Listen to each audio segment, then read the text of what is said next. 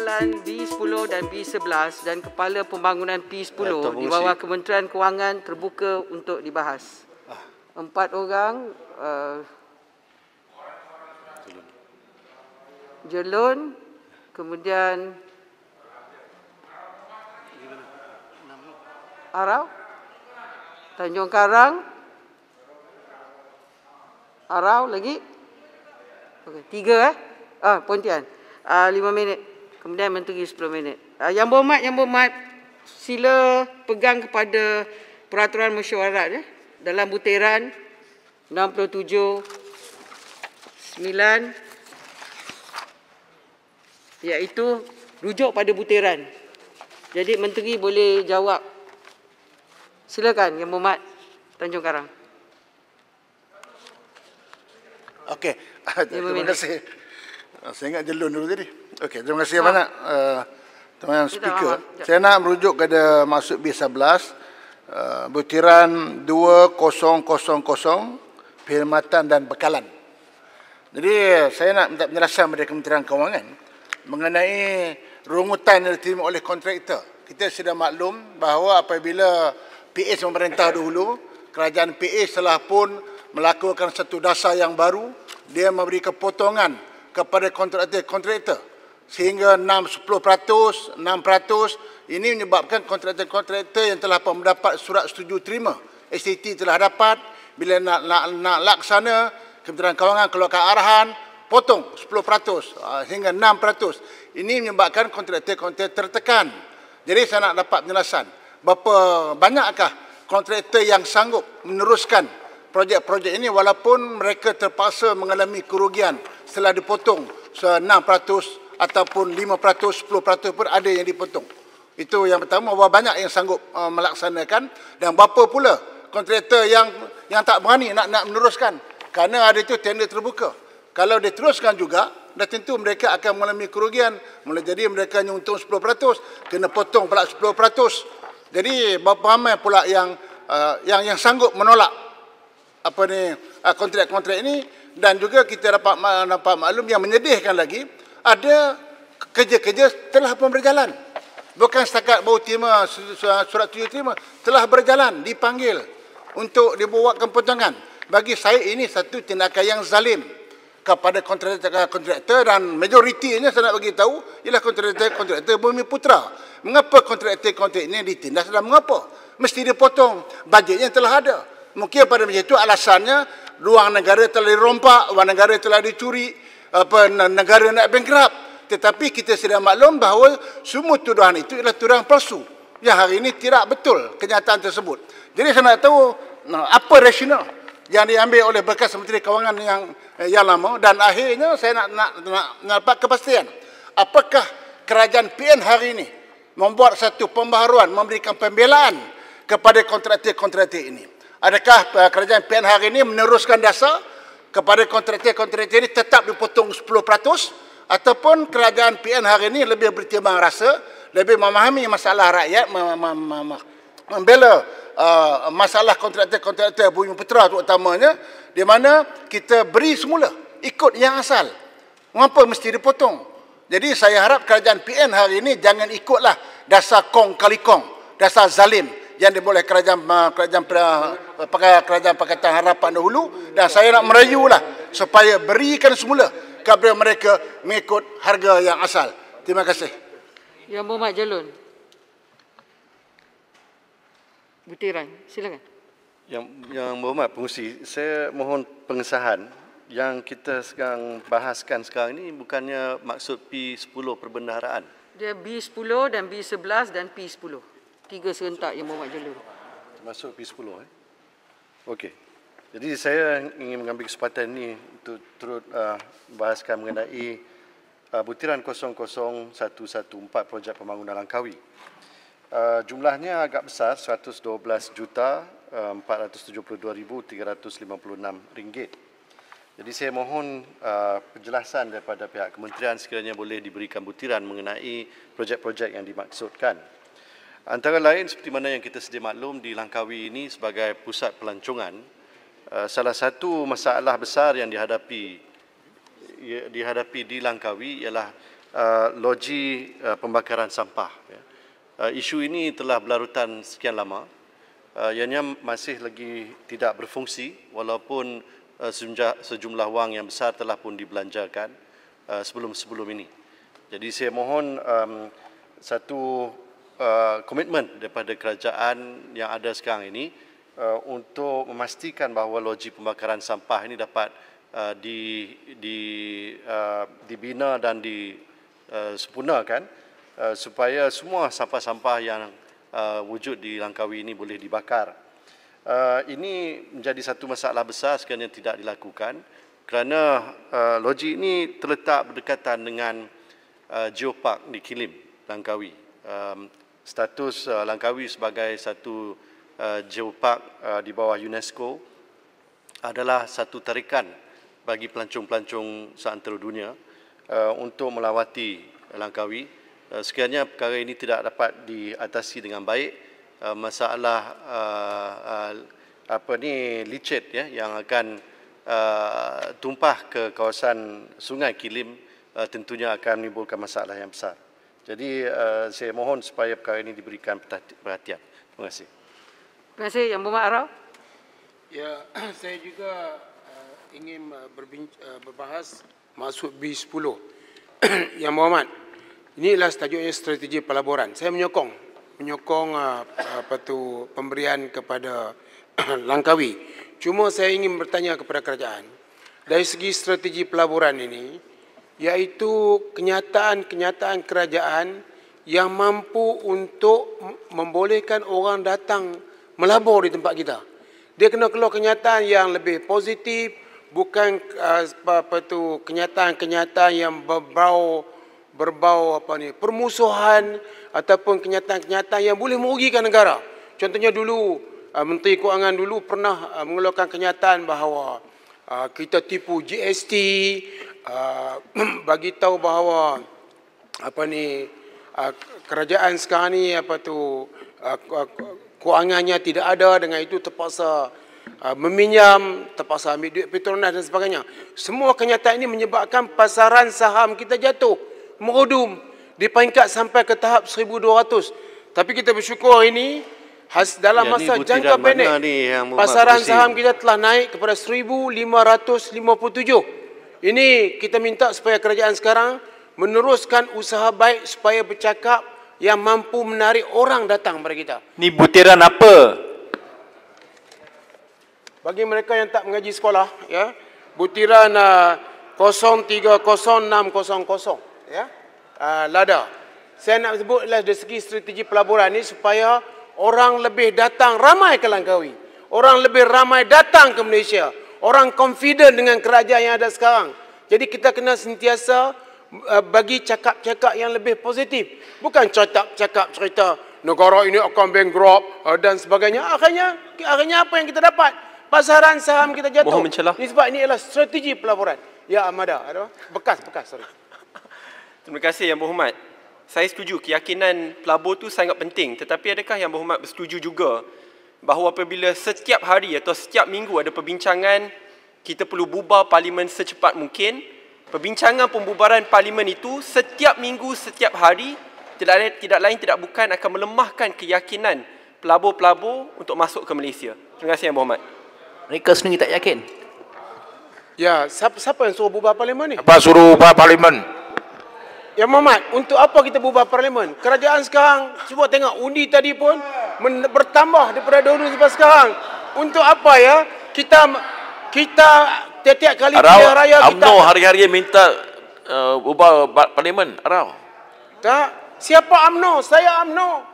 Ya, ini tapi pemimpin minta itu lain. Juga PAS pun minta untuk ini semua kerajaan bagi stabil. Nama PF Perikatan Nasional pun bertukar-tukar. Ya. Sekarang Kerajaan Perikatan Nasional ke Kerajaan Muafakat Nasional? Cerita cepat. Kerajaan sekarang bukan saja mampu untuk meneruskan kesinambungan, tapi mempertahankan undi. Padahal kita lihat apa yang berlaku kepada PH, undinya tinggal 106.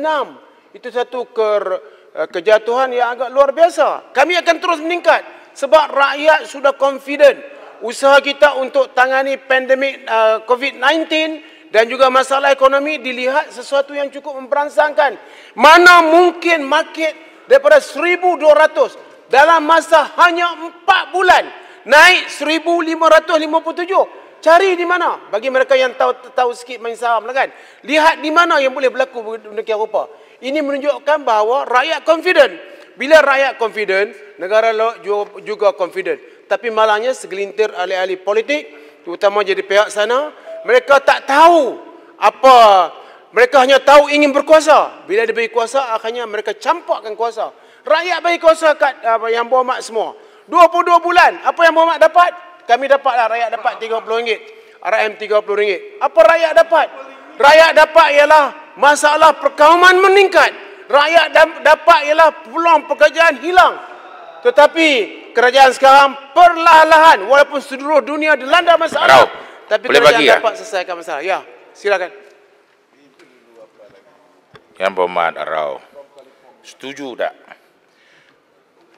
Dalam masa PH, memang hari-hari buat impact, image negara kita semua negatif.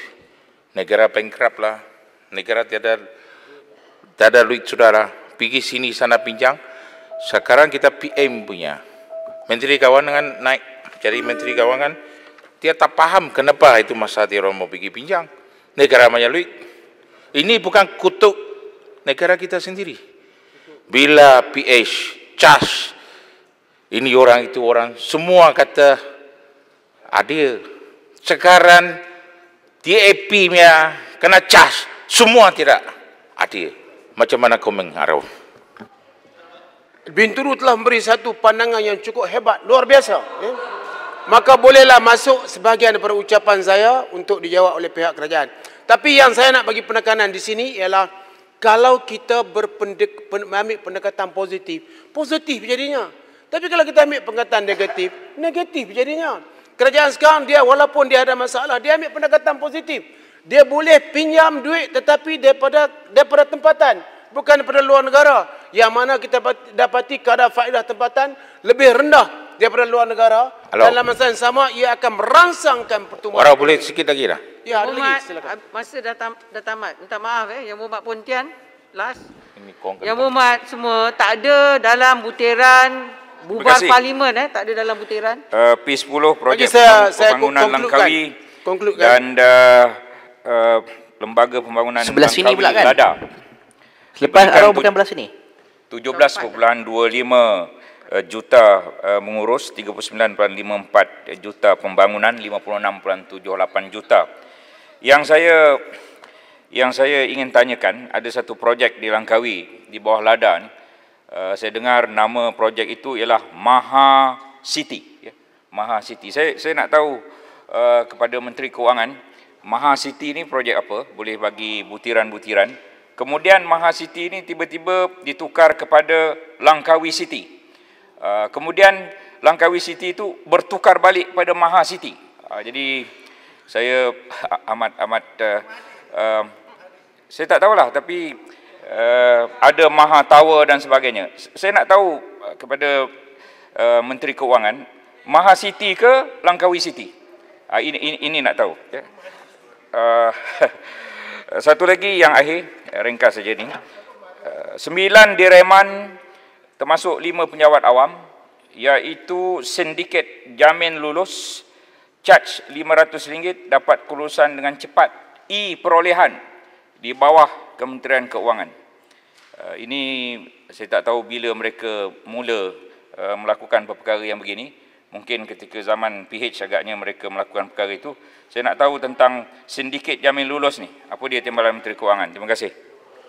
Yang Berhormat Menteri, sila jawab 10 minit. Kat sini tak bagi langsung ke, Datuk Pengurusi? Saya kata tadi 4 nama, saya dah pilih tadi 4. Yang lain tak bangun. Jadi 4. Seorang je kan? Speaker dah bagi arahan 4. Kata dua-dua tadi. Dua-dua sebelah Kata sini, dua-dua. sana 3, sini 1. Tapi 4 ni bangun dulu. Yang Berhormat semua tak bangun. Takkan nak persalahkan Kata speaker. nak bagi dua-dua, Datuk Pengurusi. Habis, kalau begitu Yang Berhormat bangun lah masa semua tengah bangun. Tak jelas tu. Dah, Kita tak bangun, dah ada orang lain dia bangun. tengah tidur tadi. Dia tak tahu. Bismillahirrahmanirrahim. Assalamualaikum warahmatullahi wabarakatuh. Terima kasih Puan Yang di-Pertua. ada 4 ahli berhormat yang membangkitkan isu-isu di bawah butiran-butiran yang telah disebutkan oleh mereka.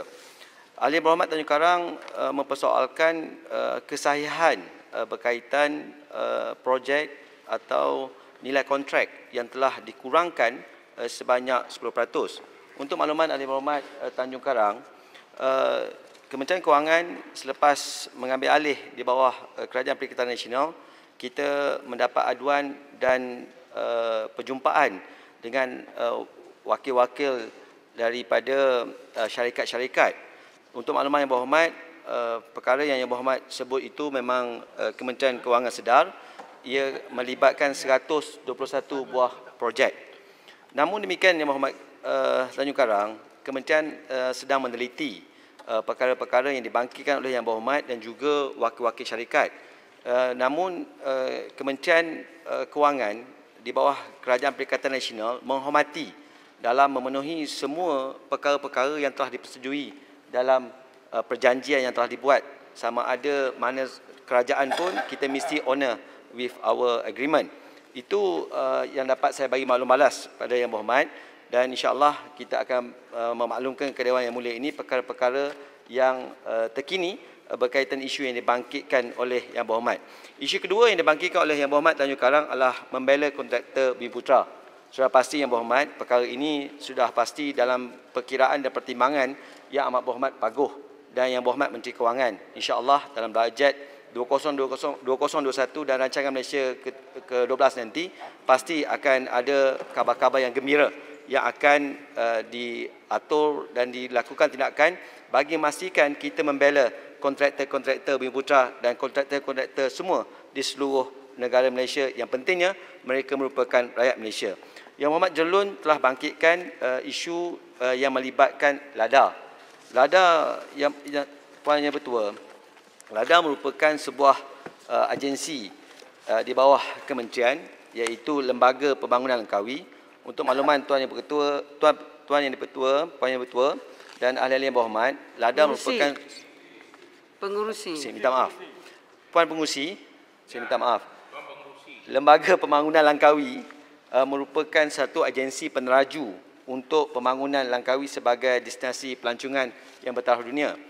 Perkara yang disebutkan oleh Yang Berhormat Jelun tadi agak spesifik, tetapi untuk maklumat Yang Berhormat Jelun, Kementerian Kewangan melalui LADA sebagai agensi yang sentiasa mempromosi aktiviti-aktiviti pelancongan di Langkawi, sudah pasti kita akan mengambil berat pandangan Yang Berhormat tadi berkaitan projek yang melibatkan pembakaran sampah. Berhormat Tuan Menteri, untuk makluman Yang Berhormat, sekejap ya Kang. Seminit ya.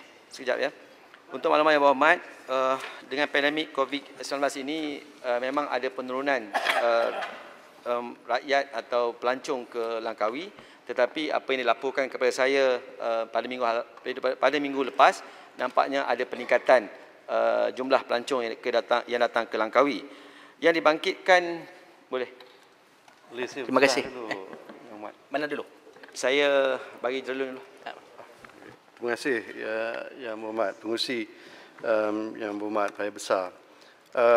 Saya ingat waktu berlakunya COVID ini, bila ada penurunan jumlah pelancong, inilah masanya untuk kita nak perbetulkan apa juga prasarana yang perlu diperbaiki. Saya harap kementerian akan beri perhatian pada perkara ini. Jangan tunggu bila dah ramai pelancong baru nak buat. Terima kasih. Boleh satu minit? Okey. Okey. Tadi ya, jawapan yang diberikan ialah tentang pelancongan. Jadi kita kena sebut bahawa laluan utama untuk ke Langkawi dan yang paling singkat ialah daripada Kuala Perlis. Cuma saya minta pertimbangan supaya kementerian kata memikirkan bagaimana untuk memperluaskan lagi jeti Kuala Perlis tu supaya dapat menampung lebih ramai pelancong. Yang kedua ialah saya banyak menerima aduan daripada pelancong. Biasanya kalau dia ke Langkawi ataupun dia ke Perlis, dia mesti nak duduk lama dan dia akan cuba ambil feri yang terakhir. Tetapi oleh kerana tidak ada pertambahan feri, jadi kadang-kadang mereka terpaksa menambah hari untuk tinggal sama ada di Perlis atau di Langkawi, kerana feri tidak dapat menampung cukup permintaan dalam feri terakhir. Jadi kalau boleh kita minta LADA untuk pertimbangkan supaya feri yang terakhir itu diperbanyakkan, supaya pelancong ni dia tidaklah rasa terbeban, kerana kadang-kadang mereka ni terlepas pandang dalam merancang perjalanan mereka. Terima kasih Yang Hormat Jerlun dan Yang Hormat Kanga. Saya menjawab bagi kedua isu yang dibangkitkan bersekali. Saya setuju apa yang disebut oleh Yang Hormat Jerlun tadi. Jangan tunggu ketibaan pelancong sudah baik barulah kita nak laksanakan. Tetapi perkara yang disebutkan oleh Yang Berhormat Jerlun tadi, yang lebih spesifik yang mungkin saya boleh nyatakan di sini, Pusat Pembakaran Sampah Incinerator di bawah Jabatan Pengurusan Sisa Pepejal di bawah KPKT telah siap dibuat penambahbaikan ke atas sistem itu Yang Berhormat Jerlun. Semua hardware telah dipasang kecuali sistem software dalam peringkat testing and commissioning dengan izin. Kerana disebabkan PKP, engineer atau juruterus daripada negara Korea tak dapat nak masuk ke Malaysia. InsyaAllah Yang Berhormat Jerlun, saya mengambil kira pandangan yang disampaikan oleh Yang Berhormat Jerlun. Yang disebut oleh Yang Berhormat Kanga tadi, inilah Puan Pengerusi yang timbul kekeliruan.